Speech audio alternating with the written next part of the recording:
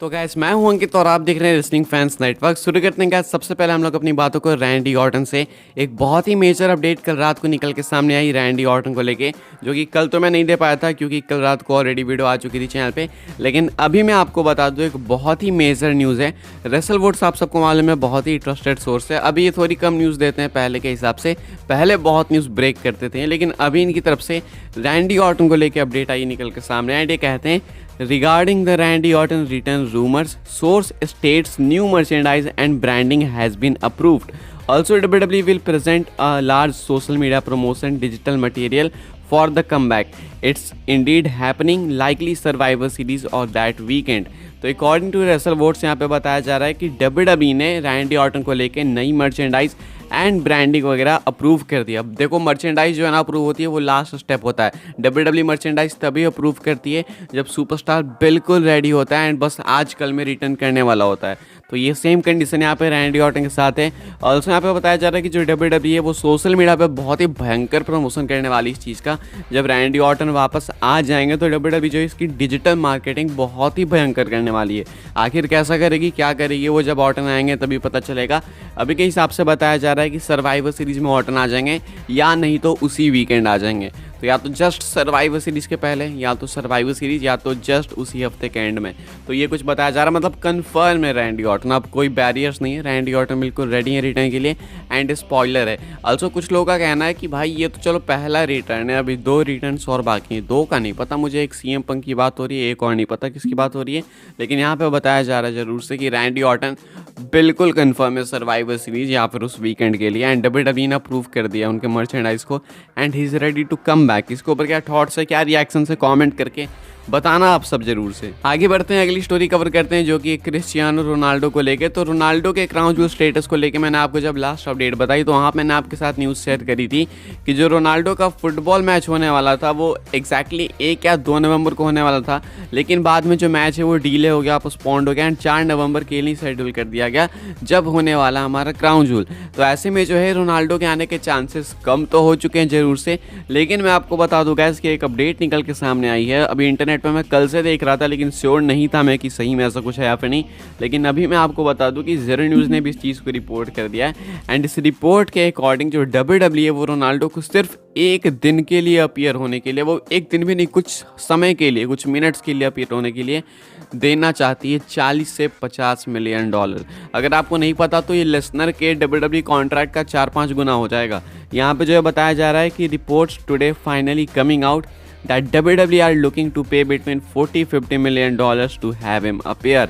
यहाँ पे रोनाल्डो की बात हो रही है। तो भाई सिर्फ एक शो के लिए, वो भी एक शो में ऐसा तो नहीं है कि पूरे 3-4 घंटे रोनाल्डो ही दिखाएंगे आपको। रोनाल्डो नहीं दिखाए जाएंगे 3-4 घंटे, वो सिर्फ कुछ मिनट का सेगमेंट होगा उनका। एंड बीच बीच में भले ही अलग अलग बिजनेस WWE दिखा दें। ऐसे में सिर्फ उसके लिए WWE उनको 40 से 50 मिलियन डॉलर्स पे करने को तैयार है। काफ़ी सारे लोग कह रहे हैं कि भाई ये वेस्ट होगा मनी का, इसे क्यों करना, इससे अच्छा आप नए स्टेज ले आओ यार, स्टेज के लिए पैसे नहीं लगा रहे हो आप, ये रोनाल्डो को क्यों बुलाना। तो ऐसे में जो है WWE चाह तो रही है 40-50 मिलियन डॉलर पे करना। क्या रोनाल्डो स्टिल इसे ठुकरा के नहीं आना चाहेंगे? वो तो मुझे थोड़ा स्टूपिड ही लगेगा भाई, तुम्हें अगर 40-50 मिलियन, लेकिन सामने वाला बंदा भी तो देखो कौन है, रोनाल्डो, उससे क्या जरूरत पैसों की। मैं अभी क्या बात कर रहा हूँ, क्या थॉट्स है आपके, कमेंट करके बताना जरूर से। बाकी फिलहाल के हिसाब से ये कुछ अपडेट है कि रोनाल्डो को WWE क्राउन जूल में बुलाने के लिए 40 से 50 मिलियन डॉलर्स पे करने को तैयार है। आगे बढ़ते हैं, बात करते हैं अगली स्टोरी के बारे में जो कि अपनी जुड़ी हुई है रोमन रेंस को लेके। तो कल Roman Reigns and LA night का मैच WWE ने ऑफिशियली कंफर्म कर दिया क्राउन जूल के लिए। आज के स्मैकडाउन में LA नाइट ने बहुत बचाई पॉल हेमन की बेचारे की। अगले वीक जो है कॉन्ट्रैक्ट साइनिंग आपको देखने को मिलेगा Roman Reigns and LA night के बीच में। अब यहाँ पे जो है चलो मैच तो कंफर्म हो चुका है, इसके ऊपर रोमन रेंस का रिएक्शन निकल के सामने आया। रोमन रेंस ने ट्रोल करा बड़ा भयंकर वाला LA नाइट को। उनकी तरफ से ये कुछ ट्वीट आता है, वो पोस्टर शेयर करते हैं मैच का एंड कैप्शन लिखते हैं यहाँ पे ट्वीट पे, ना you can actually call your self a mega star. तो रोमन रेंस यहाँ पे कहते हैं कि जो तू मेगा स्टार कहता था खुद को, तू था थोड़ी। अभी रोमन के साथ यानी मेरे साथ compete करने के बाद, ग्रेट ऑफ ऑल टाइम के साथ compete करने के बाद तुम खुद को मेगा स्टार कह सकते हो। तो अब तो एले नाइट को लाइसेंस मिल चुका है रोमन की तरफ से कि हाँ अब वो मेगा स्टार हो चुके हैं, क्योंकि वो रोमन के साथ कम्पीट कर रहे हैं तो इनका लेवल बढ़ चुका है, वरना इससे पहले वो कुछ नहीं थे। तो ये कुछ कहना है रोमन रेंस का, कुछ इस तरीके से रोमन ट्रोल करते हैं एले नाइट को, एंड इनके अकॉर्डिंग अभी तक वो मेगा स्टार नहीं थे, अब वो मेगा स्टार बनेंगे। वैसे मैच की बात करिए क्राउन जूल की, तो आगे बढ़ते हैं। अगली स्टोरी भी एक मैच को ही लेके है। WWE ने एक नया मैच कंफर्म कर दिया है क्राउन जूल के लिए, एंड ये है यूनाइटेड स्टेट चैंपियनशिप का, जहां पे कि रे मिस्टीरियो डिफेंड करने वाले हैं अपनी US championship against Logan Paul. तो ये वाला मैच पहले से हमें पता था कि होने वाला है। आज Logan Paul head to head आए रे मिस्टीरियो के, एंड कंफर्म भी कर दिया गया कि ये वाला मैच होगा। WWE ने ऑफिशियली अनाउंस कर दिया। अब क्राउन जूल के अंदर ये बैंकर मैच होगा, बहुत तगड़ा होगा, पहले ही बता रहा हूँ, लेकिन रिजल्ट क्या होगा वो थोड़ा सा बताना मुश्किल है। चांसेस लोगन पॉल के थोड़े ज़्यादा लग रहे हैं कि वो मैच को जीतेंगे। क्या लगता है आपको, लोगन पॉल को ये विक्ट्री मिलनी चाहिए या फिर रिटेन करना चाहिए इनको रे मिस्टीरियो को? कमेंट करके आप लोग जरूर से बताना। आगे बढ़ते हैं, बात करते हैं अगले अपडेट के बारे में, जो कि सोलो सिकोआ को लेकर। तो सोलो सिकोआ ने भाई न्यू टैटूज करा लिए हैं, ज़्यादा कुछ है नहीं इस अपडेट के अंदर। सिंपली स्क्रीनशॉट आप लोग देख लो, इनकी इंस्टाग्राम स्टोरी पे से मैंने उठाया है, एंड यहाँ पे इन्होंने अपने फोर आर्म पे या फिर आगे जो हाथ वाते हैं वहाँ पे इन्होंने टैटू करा लिया। तो ये भी धीरे धीरे अपने हाथ पे अपने शरीर पे पूरा टैटू भर लेंगे, जिस तरीके से रोमन ने अपने पूरे बैक पे भर लिया। पहले रोमन का सिर्फ कुछ एरिया कवर था बैक का, लेकिन उसके बाद रोमन ने पूरे बैक को भर लिया। उसके बाद जे जिमी ने भी काफ़ी सारे टैटूज एडिशनली कराए एक्स्ट्रा, एंड अभी सोलो सिकोआ की बारी। तो सोलो सिकोआ जो ये कुछ नए टैटूज इंक कराते हैं। आगे बढ़ते हैं, आखिरी स्टोरी कवर करते हैं, जो कि लेंस अनोवा को लेकर। तो अगर आपको नहीं पता तो मैं बता दूं कि लेंस अनोवा पहले WWE में हो चुके हैं। ये फोटो मैं आपको दिखा रहा हूँ, इससे आपको याद आ जाएंगे। लेकिन अगर स्टिल नहीं याद आ रहा है, अगर आप WWE बाद में से देख रहे हो इसके बाद से, तो मैं आपको बता दूं कि ये भी जो है ब्लड लाइन की फैमिली का एक पार्ट है। जो इनकी लंबी चौड़ी फैमिली है उसका ही पार्ट है लेंस अनोवा भी। अब लेंस अनोवा रियली में ब्लड लाइन के अंदर आने को बिल्कुल बेचैन है। इन्होंने एक इंटरव्यू के अंदर कुछ ये कमेंट करा है, मैं आपको पढ़ के सुनाता हूँ फिर बताता हूँ ट्रांसलेट करके।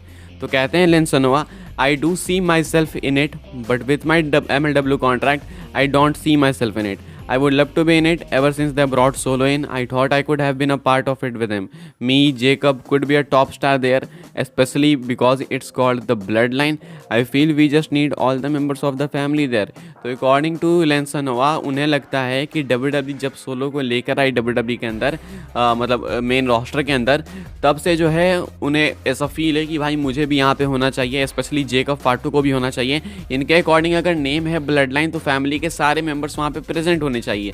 ये कहते हैं मुझे लगता है मैं वहाँ पे परफेक्ट फिट हूँ, लेकिन क्योंकि मेरा MLW का कॉन्ट्रैक्ट है तो मैं इस वजह से वहाँ पे नहीं हो पा रहा हूँ, but I would love to be in it. ये कुछ कहना है लेंस अनोवा का। वो रियली चाहते हैं कि ब्लड लाइन के सारे मेंबर्स से, जितने भी नए नए जनरेशन के ब्लड लाइन मेंबर्स हैं, कई सारे नेम है, हम लोग आए दिन सुनते रहते हैं, जेकब फाटू एंड कई सारे आपको एग्जांपल्स मिल जाएंगे। मैं आपको हमेशा अपडेट देते रहता हूँ, अभी तो ऐसे मोमेंट पे याद नहीं आता, लेकिन हाँ वो जो है आपको देखने को मिल सकते हैं प्रोबेबली आने वाले टाइम में। सबको ये सारे के सारे ब्लड लाइन के अंदर, तो इनके अकॉर्डिंग एक ब्लड लाइन न्यू जनरेशन होनी चाहिए जल्द से जल्द।